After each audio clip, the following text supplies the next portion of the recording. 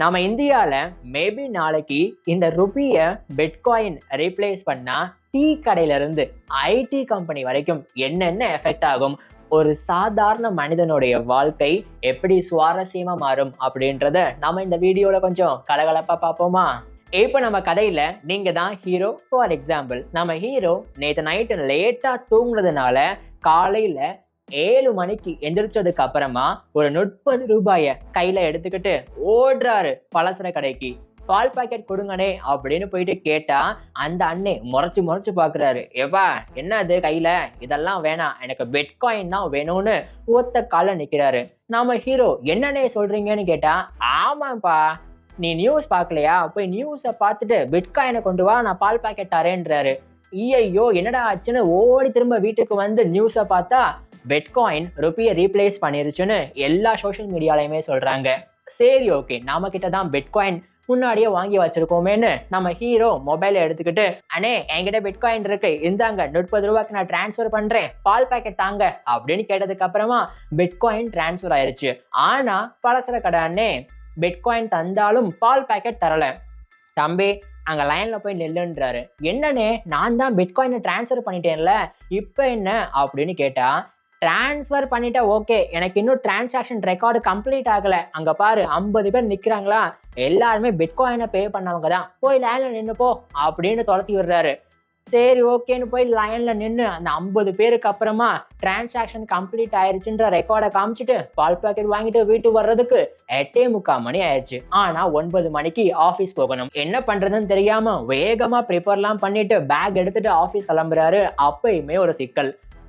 Auto ஏற போடுறாரு. அங்க போயிட்டு நம்ம ஆட்டோக்காரனே, தம்பி எனக்கு 0.00011 பிட்காயின் தான் கண்டிப்பா வேணும்ன்றாரு. அதுக்கு நம்ம ஹீரோ, என்னன்னே நேத்து நான் 300 ரூபா தான் கொடுத்தேன், அப்ப இன்னைக்கு அதன்படி பிட்காயின் பார்த்தா கொஞ்சம் கம்மியா தானே வரும், நீங்க என்ன டபுள் மடங்கா கேட்குறீங்கன்னு கேட்டா அண்ணே சொல்றாரு, தம்பி இங்க இருந்து நான் ஆட்டோ எடுத்து உன்னை கூட்டிட்டு 3 கிலோமீட்டர் தாண்டி போகணும், அதுக்குள்ள இந்த 300 தடவை பிட்காயின் மேல போகும் கீழே வரும், அதெல்லாம் சொல்ல முடியாதுப்பா, இந்த பணம் தர்றதா இருந்தா தா, இல்லைன்னா நடந்து போன்றாரு. நம்ம ஹீரோவுக்கு என்ன பண்றதுன்னே தெரியாம, சரிண்ணே நான் பிட்காயினை தரேன் அப்படின்னு டபுள் மடங்கா பிரைஸை கொடுத்து ஆட்டோ ஏறி போய் ஆபீஸ் இறங்குனா அன்னைக்கு சேலரி டே, அதாவது சம்பள நாள். ஆபீஸ்ல முக்கியமா ஹெச்ஆர் கூப்பிட்டு, பேங்க் அக்கௌண்ட்டுக்கு இனிமே பணத்தை டிரான்ஸ்ஃபர் பண்ண முடியாது சம்பளமா, உங்களுடைய பிட்காயின் அட்ரஸ் தாங்கன்னு ஒரு கால் வருது நம்ம ஹீரோக்கு. கால்ல பேசிட்டு பிட்காயின் அட்ரஸ் ஓபன் பண்ணி பார்த்தா அது பேங்க் அக்கௌண்ட் நம்பர் மாதிரிலாம் இல்லை, ரொம்ப பெருசா டிஜிட்ஸ் மட்டும் இல்லாம ஆல்பபெட்ஸ் நியூமரிக் வேல்யூலாம் கலந்து இருக்கு. நம்ம ஹீரோக்கு என்ன பண்றதுன்னே புரியல. அது எல்லாமே ஒரு பேப்பர்ல நோட் பண்ணிட்டு அதுக்கப்புறமா அப்படியே ஹெச்ஆர் ரூமுக்கு போயிட்டு எழுதும் போது தான் ஹெச்ஆர் சொல்றாங்க, நாங்க ஒன் டைம் தான் நீங்க எழுதுற ரெக்கார்டை பேஸ் பண்ணி டிரான்ஸ்ஃபர் பண்ணுவோம், அது தப்பான அட்ரஸ்க்கு போயிருச்சுன்னா திரும்ப எங்களால ஒண்ணுமே பண்ண முடியாது, ஸோ அட்ரஸை கரெக்டா எழுதுங்கன்னு சொன்னதுக்கு அப்புறமா நம்ம ஹீரோ 1க்கு 10 தடவை அந்த அட்ரஸை படிச்சு பார்த்து கன்ஃபார்ம் பண்ணதுக்கு அப்புறமா ஹெச்ஆர்ட்ட சப்மிட் பண்றாரு. காலையில 11 மணிக்கு ஆபீஸ்ல இருந்து நம்ம ஹீரோவுக்கு சேலரி கிரெடிட் ஆகுது பிட்காயினா. ஏன்னா பிட்காயின் ருபியை ரீப்ளேஸ் பண்ணிருச்சுன்றதுனால. 11 மணிக்கு நம்ம சேலரி வந்ததுக்கு அப்புறமா ஒரு 2 மணிக்கு லஞ்ச் டைம்ல நம்ம ஹீரோ அந்த பிட்காயின் பிரைஸ் ஓபன் பண்ணி பாக்குறாரு. சேலரி 30,000 ரூபாய், ஆனா இப்ப அவர் அக்கௌண்ட்ல மதிப்பு 25,000 ரூபாய் தான் இருக்கு. என்னப்பான்னு கேட்டா பிட்காயினுடைய பிரைஸ் டவுன் ஆயிருச்சு. அதை கொண்டு போய் அப்படியே ஹெச்ஆர்ட்ட காமிச்சு, இங்க பாருங்க என்னோட சேலரி 30,000 ரூபாய் வரல, 25,000 ரூபாய் தான் இருக்குன்னு கேட்டா ஹெச்ஆர் என்ன சொல்றாங்க தெரியுமா, தம்பி நாங்க 30,000 ரூபாய் அனுப்பிச்சிட்டோம், அது கம்மியானா என்கிட்ட கேட்காதீங்க, பிட்காயின் கிட்ட போய் கேளுங்கன்னு சொல்றாங்க. நம்ம ஹீரோவுக்கு என்ன பண்றதுன்னே தெரியல. சரி இந்த பிட்காயினை எப்படியாவது வேற ஏதாவது கரன்சியா மாத்திருவோம்னு பேங்க்குக்கு ஓடி போறாரு. அங்க போனா ஏடிஎம் அப்படின்ற பேரை மாத்தி பிடிஎம் அப்படின்னு வச்சிருக்காங்க. இதெல்லாம் சரிப்பட்டு வராது.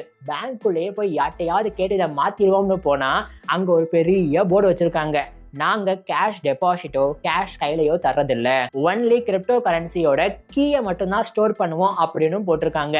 நம்ம ஹீரோவுக்கு என்ன பண்றதுன்னே தெரியல. ஸோ ஃபைனலி பிட்காயினை கோல்டுலையாவது இன்வெஸ்ட் பண்ணுவோம், நம்மளுடைய வேல்யூ கொஞ்சமாவது ஸ்டேபிளா இருக்கும் இல்லையா அப்படின்னு பார்த்தா இந்த பிட்காயின் மணியை ரீப்ளேஸ் பண்ணி வந்ததுக்கு அப்புறமா கோல்டுடைய டிமாண்ட் வேற லெவல்ல டவுன் ஆகுது. ஸோ இதெல்லாமே காமன் மேனுக்கு ஒரு ப்ராப்ளமா வந்தாலும் ஒரு சில அட்வான்டேஜுமே இருக்கு. ஃபார் எக்ஸாம்பிள், கவர்மெண்ட் இனிமே பணத்தை பிரிண்ட் பண்ணவே தேவையில்லை, அவங்க வாங்குற ட்ராக்ஸ் எல்லாருக்குமே டிரான்ஸ்பரண்டா தெரியும் ஃபார் த பிளாக் செயின் டெக்னாலஜினால.